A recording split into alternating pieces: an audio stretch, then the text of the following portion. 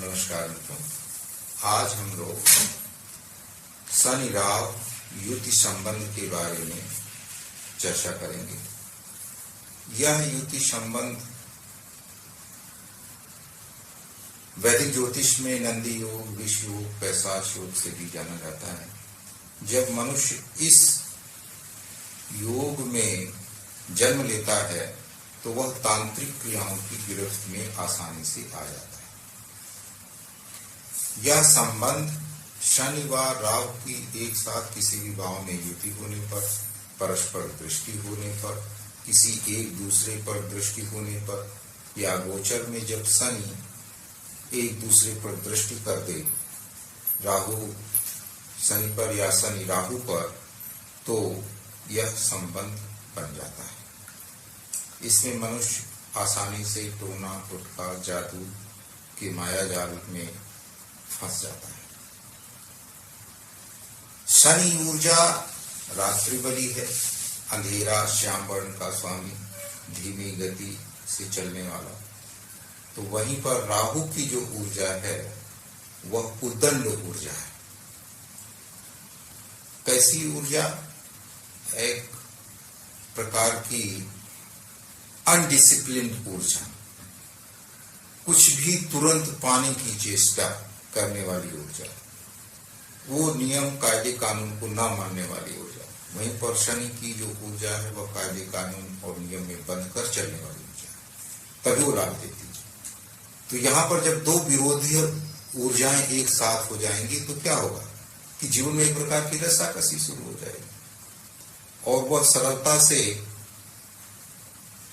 ऐसी जादू या टूने टुटके में सरलता से फंस जाता है और संबंधित भाव का फल सरलता से प्राप्त नहीं कर पाता है। अब यह यदि 0 से 3 डिग्री के बीच में दोनों ग्रह हैं तो फिर यह कम्बस्ट हो जाता है और बहुत ही खतरनाक तरह से उस भाव का फल प्राप्त होता है।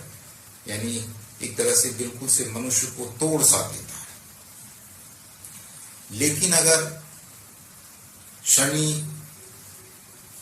20 डिग्री का है, राहु उससे, चूंकि राहु वक्री रहता है पर हमेशा, तो वो पीछे चलेगा और वो आगे चलेगा तो उस समय वो एक प्रकार का भंग योग हो जाता है और फिर वो नुकसान की स्थिति में साथ में रह करके भी नहीं देता है।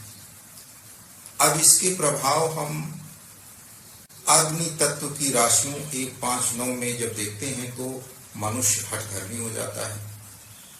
इसके बाद जब हम इसको पृथ्वी तत्व की राशि में देखते हैं तो पृथ्वी तत्व की राशि में इसका प्रभाव 2, 6, 10, इसमें हिपोक्रेसी या माया जाल अपने चारों तरफ बनाकर रखने वाला मनुष्य हो जाता है और उस स्थिति में आप देखेंगे कि वह एक ऐसा ब्यूरोक्रेट्स बनता है या राजनीतिक ज्यादातर बनता है।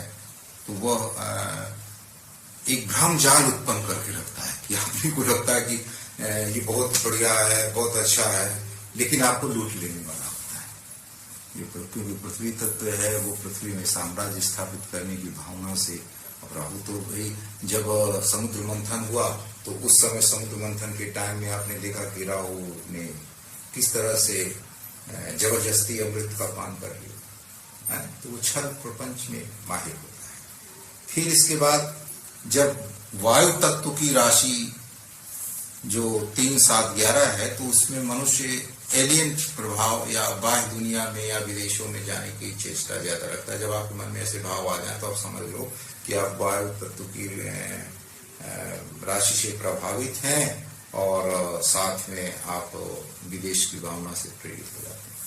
अब रही बात जब जल तत्व की राशि की बात आती है तो उसमें 4, 8, 12 में अच्छा फल नहीं देता, उसमें थोड़ा सा ज्यादा गड़बड़ फल देता है जल तत्व की राशि में, क्योंकि वो जल तत्व है, वो शांत है और ये उदंडी है, तो निश्चित ही विरोधाभास उत्पन्न हो। 1 से 4 भाव में अगर यह पॉजिटिव पोजीशन में है तो प्रतापी बनाता है, 5 से 8 भावों में है तो अकल्ट साइंस की तरफ ले जाता है, और 9 से 12 भावों में है तो आपको योगी बना देता है। एक महत्वपूर्ण बात कि आप कैसे पहचानें कि मनुष्य जन्म समय से या बर्थ टाइम से शनि राहु से प्रभावित उसका जन्म है, तो उसके शरीर में यदि कहीं पर एक बर्थ मार्क आपको मिलेगा, जिसे लहसुनिया वगैरह कहते हैं।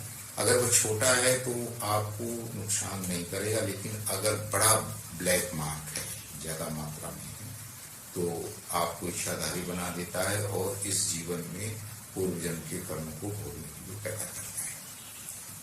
लास्ट में जो मनुष्य इससे प्रभावित होते हैं उनके लिए सबसे आवश्यक है दुर्गा सप्तशती का पाठ, या फिर सुंदरकांड का पाठ, हनुमान अष्टक का पाठ, या संशोध का पाठ, और अमावस्या के दिन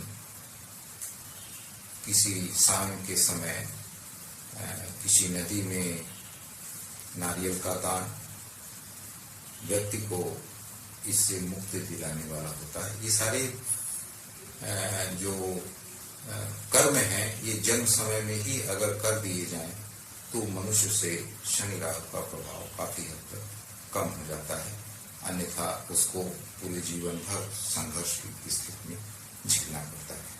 आज बस इतना ही।